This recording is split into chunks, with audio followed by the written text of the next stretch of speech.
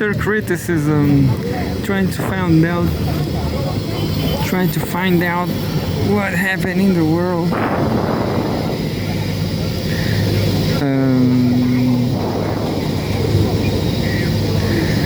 CGTN, maybe not. Let's read what's happening in the Middle East.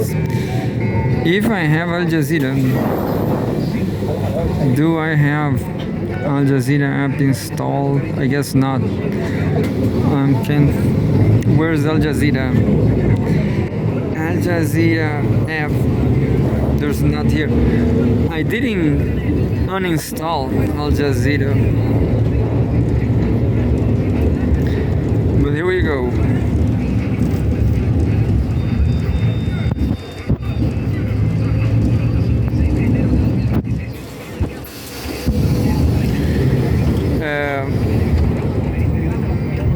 Al Jazeera says Syria's army shells SDF position in Aleppo neighborhoods. Something's going on in Syria again. 3 minutes ago, displaced residents from Aleppo's Ashrafiyeh says, quote unquote, many people want to leave but are afraid. I'm going to try to, I'm going to read the live updates.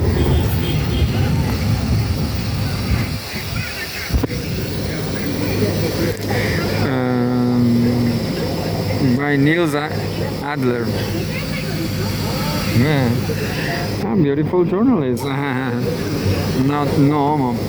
Fighting between Syrian army, Kurdish-led SDF intensifies as thousands flee Aleppo. A Syrian military source has told Al Jazeera that the army has commenced concentrated artillery strikes targeting Syrian Democratic Forces (SDF) positions inside the Sheikh Maqsoud and Ashrafiyeh districts in Aleppo. State news agency SANA has reported that the SDF target the Al Midan neighborhood in Aleppo with artillery and mortar shells. 18 minutes ago.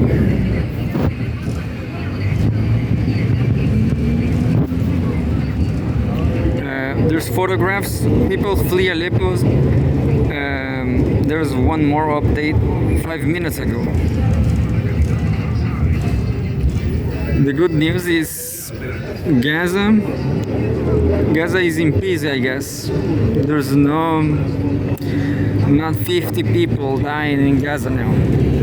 No, there's no 50 Palestinians dying now. But in Syria, unfortunately.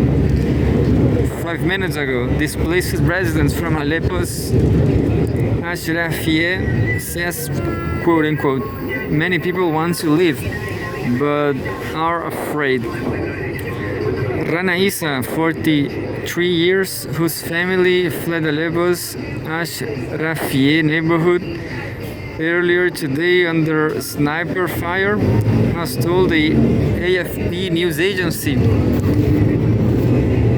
that, quote unquote, many people want to leave but are afraid to the shooters.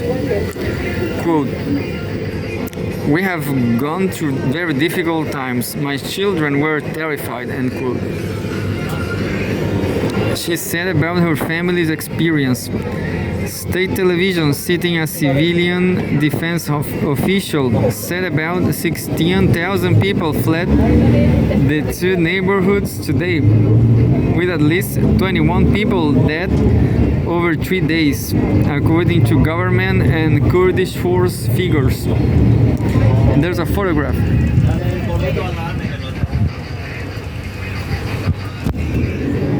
Syrian army soldiers navigate the streets on a motorcycle in Aleppo, Syrians on January 8. 20 minutes ago.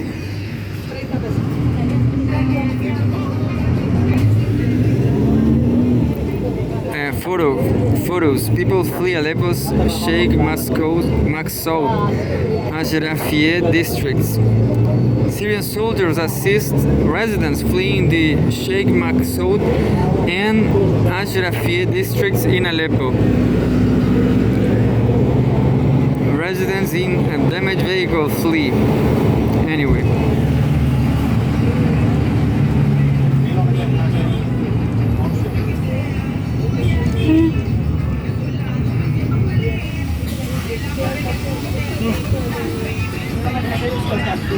And 35 minutes ago, watch injured arrive at the Aleppo hospital amid intense artillery fire.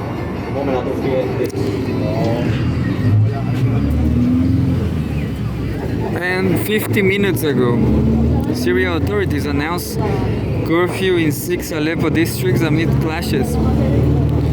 Syrian authorities have announced a curfew in 6 Aleppo neighborhoods, including 2 Kurdish majority districts, on the third day of heavy fighting between government and Kurdish-led forces. The Internal Security Command in Aleppo province, in a statement, announced a quote-unquote, a full curfew in the Kurdish majority Sheikh Maksoud and Ashrafiyeh districts and 4 nearby neighborhoods, quote-unquote, starting this evening until further notice, end quote.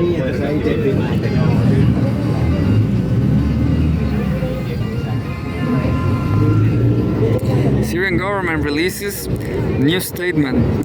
Here is what it said.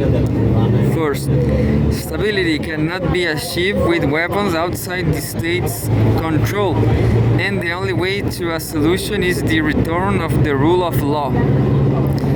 The state's current role is focused on securing the perimeter of Aleppo, keeping sources of fire away from it, and protecting civilians.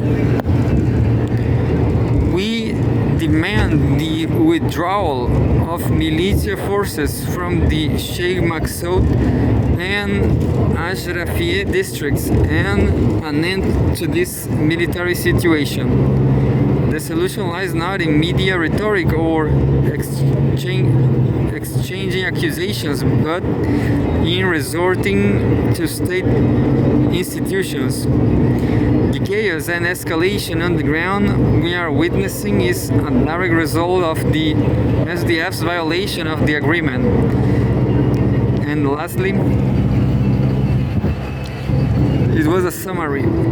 The Kurds are an integral and essential component of our people, and the state views them as partners in the homeland, not as a separate party. I'm going to read the very last one from 1 hour ago.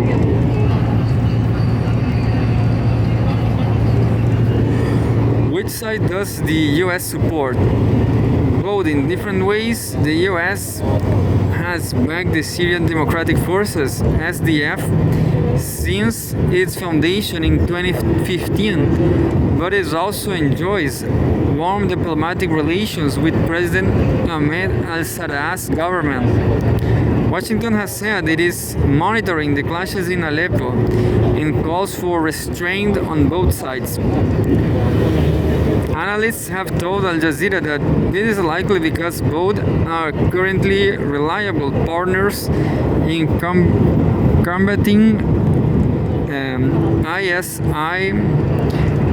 ISIS, which US forces have launched a number of strikes against in recent months. This is a breakdown of the US current relations with both sides. First, the SDF continues to be backed by a US-led international coalition and retains advanced equipment and training that were provided by the US and its partners during the fight against ISIL. More topics. Washington and Damascus enjoy good relations with U.S. President Donald Trump, who led talks with al-Sarraj in the White House. The U.S. Department of the Treasury has also suspended sanctions against Damascus. And lastly, the very last topic, Syria has also confirmed that it will join the global coalition, which includes the U.S. and the SDF against ISIL, becoming the 19th member. And there's a photograph, just President Donald Trump meets President Ahmed al-Sarraj, a former terrorist, two terrorists in just one picture.